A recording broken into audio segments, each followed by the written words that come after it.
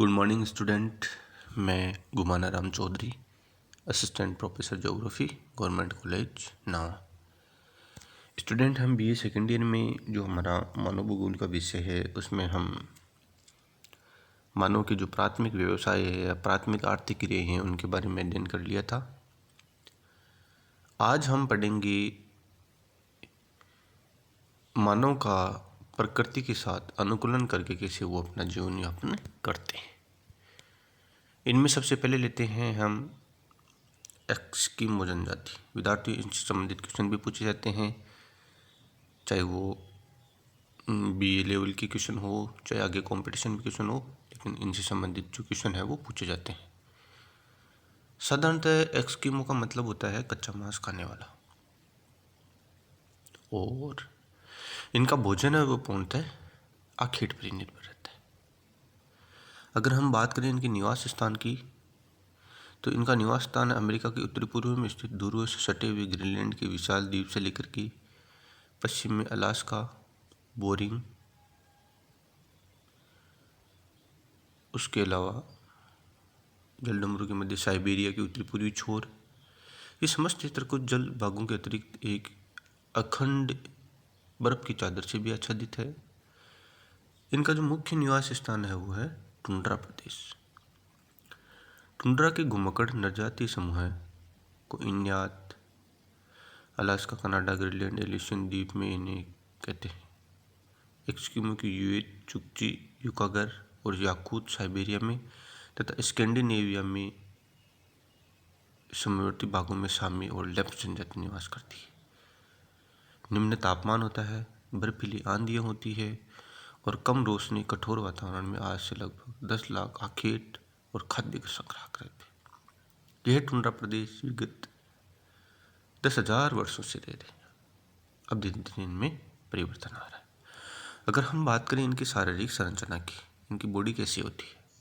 Eskimo का रंग भूरा पीलापन लिए हुए होते हैं, चेहरा गोल और चौड़ा होता है, शरीर का डील डोल कुछ बेढंगा सा होता है, आँख काली और छोटी होती है, नाक चपटी, गाल गोल और मांसल होते हैं, मुंह चौड़ा होता है, जबड़े भारी और दांत सफ़ेद और मजबूत होते हैं। दांत सफ़ेद और मजबूत होते हैं तभी तो ये लोग हैं वो कच्चा मांस भी खा लेते हैं। इनका शरीर हष्ट-पुष्ट होता है, परंतु प्राय कमर के नीचे का भाग थोड़ा सा कम हष्ट-पुष्ट होता है।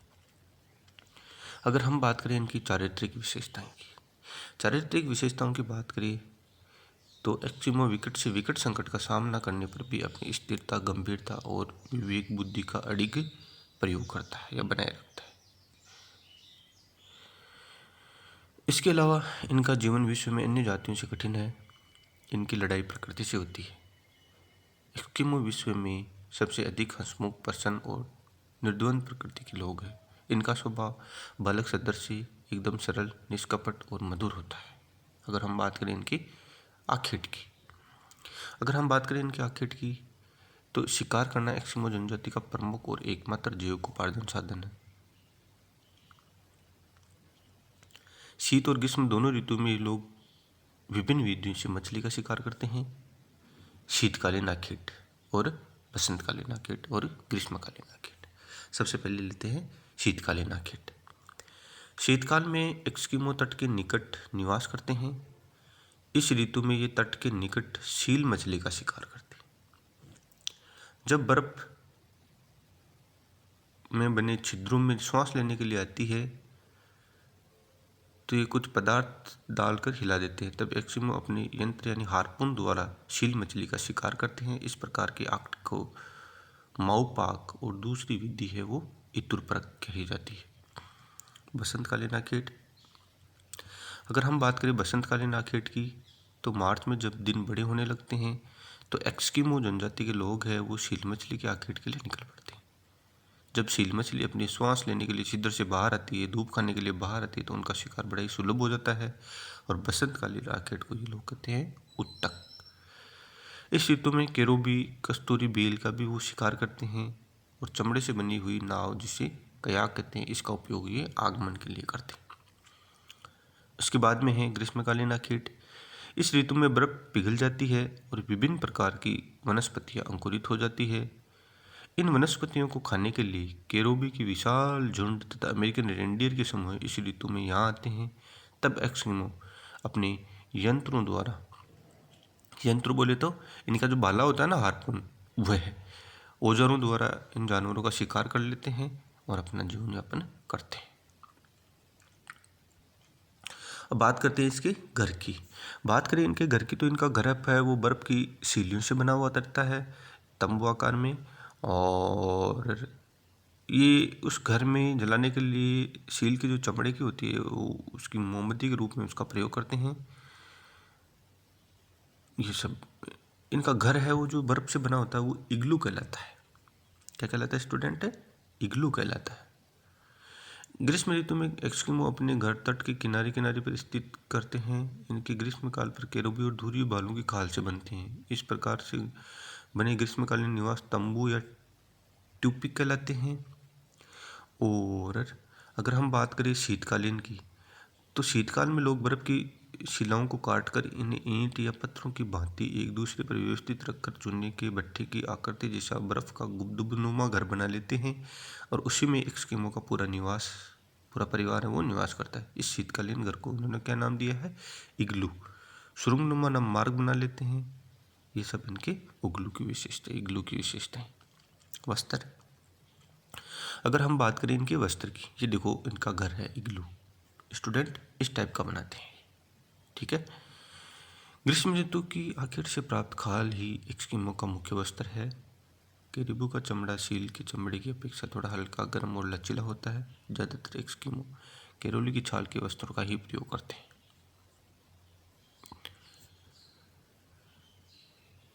पुरुष बदन पर आधुनिक ऊनी जर्सी गिल्ला जुल्द मिलता एक बहादुर वस्त्र पहनते हैं जिसे तिमियाक के नाम से जाना जाता है। ये सील मछली की खाल से बनाया जाता है। इसके अलावा तिमियाक के ऊपर पहने जाने वाला जो वस्त्र है वो कहलाता है अनहोहाक। चमड़े से बनाए गए जूतों को कार्मिक के नाम से जाना जाता है। अब देखते हैं इनके यंत्रों के बारे में। कौन कौन से यंत्रों में सबसे लेते हैं कयाक। सील मछली का शिकार करने के लिए पुरुषों द्वारा प्रयोग में ली जाने वाली नाक को क्या कहते हैं? कयाक, जो कि 5 से 6 फीट होती है। और ये देखो विद्यार्थियों इनका इग्लू वाला घर, वो तो तंबू वाले घर थे और ये है वो ग्रीष्मकालीन घर थे और ये शीतकालीन घर है इग्लू। और ये जो इनकी कयाक है वो नाव है जो कि 5 से 6 फीट होती है। उसके बाद में है उमियाक।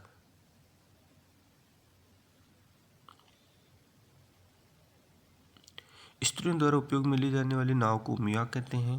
पुरुषों द्वारा काम में ली जाने वाली नाव को कयाक कहते हैं। हार्पून, हार्पून इनका जो मुख्य उपकरण होता है जिसे हम इनके द्वारा ये शिकार करते हैं। ये हथियार एस्किमो का एक महत्वपूर्ण हथियार है जिसका उपयोग आखेट करने के लिए किया जाता है। एक कठोर लकड़ी की लंबी नोक पर ये इस प्रकार फूट लंबी डाल देते हैं। एक हाथी दांत का उग्र भाग होता है जिसे नुकीला होता है। इस प्रकार ये इनका हार्पून हो जाता है। फेंकने वाला भाला भी है इसके द्वारा। इसके अलावा स्लेज गाड़ी, शीत ऋतु में बर्फ पर यात्रा करने हेतु तथा ग्रीष्म ऋतु में चिकने दलदली टुंड्रों में प्रयोग में ली जाने वाली एस्किमो की स्लेज गाड़ी ये तथा कुत्तों का दल का उपयोग करते हैं। इनको खींचने के लिए स्लेज मछली की हड्डियों और लकड़ियों से बनाई जाती है जिसमें चमड़े की रस्सी जुड़ी हुई होती है। इसके अलावा ये हो गई इनकी स्लेज गाड़ी। देखो स्टूडेंट, ये है इनकी स्लेज गाड़ी, ये है रेंडियर, ये है इनका हार्पून जो हथियार होता है, भाला, समाज। अगर हम बात करें एस्किमो के समाज की, एस्किमो का एक पितृत्वीय समाज है जिसमें सबसे अधिक आयु के पुरुष को सर्वाधिक सम्मान दिया जाता है। वृद्ध पुरुष प्रत्येक समूह के बड़े लोगों में सर्वाधिक योग्यता वाला व्यक्ति माना जाता है। वह आकेटों की विभिन्न दिशाओं की ओर भेजते हैं। प्रवसन के समय जब छोटे परिवार इकाइयों में विभाजित होकर विभिन्न भागों में यात्रा करते हैं तो उनको मिलने वाले स्थान निश्चित किया जाता है। शिकार सामग्री वृद्ध पुरुष को सौंप दी जाती है उसकी पत्नी उसका बंटवारा करती है। शिकार के उपयोग में आने वाले सामग्री में जाल, नाव समूह की संपत्ति होती है, किंतु कभी कभी व्यवहारिक दृष्टि से वस्त्र और आध्यात्मिक काम में आने वाली व्यक्तिगत शस्त्र, परिवार और व्यक्तिगत संपत्ति होती है। एस्किमो में बहुपत्नी प्रथा होती है। प्रचलन है इसके अतिरिक्त एक ही स्त्री कई पुरुषों से जो औपचारिक संबंध भी बनाए रख सकती है। अतिथि स्वागत के लिए स्त्री अन्य पुरुषों के साथ संबंध स्थापित करती है। कभी कभी भूत प्रेतों को शांत करने के लिए कोई स्त्री दूसरे पुरुष के साथ एक दिन रात के लिए उनकी सेवाएं करती है। वर्तमान में धीरे धीरे इस शिथिल सामाजिक व्यवस्था में भी परिवर्तन आ रहा है। इसके अलावा वातावरण में समायोजन करते ही लोग आग कवच का उपयोग करते हैं। अनुकूल उदाहरण है, जैसे बर्फ़ से बचने के लिए ये इग्लू घर बनाते हैं, स्लेज गाड़ी बनाते हैं, तो ये इनके अनुकूल। आधुनिक समाज वर्तमान में जैसे जैसे यूरोपीय तथा अमेरिकनों के संपर्क में आते हैं, वैसे वैसे इनकी जीवनशैली में धीरे धीरे परिवर्तन आ रहा है। तो ये तो था विद्यार्थियों एस्किमो। आने वाली क्लास में हमें नेक्स्ट जनजाति के बारे में पढ़ेंगे। धन्यवाद।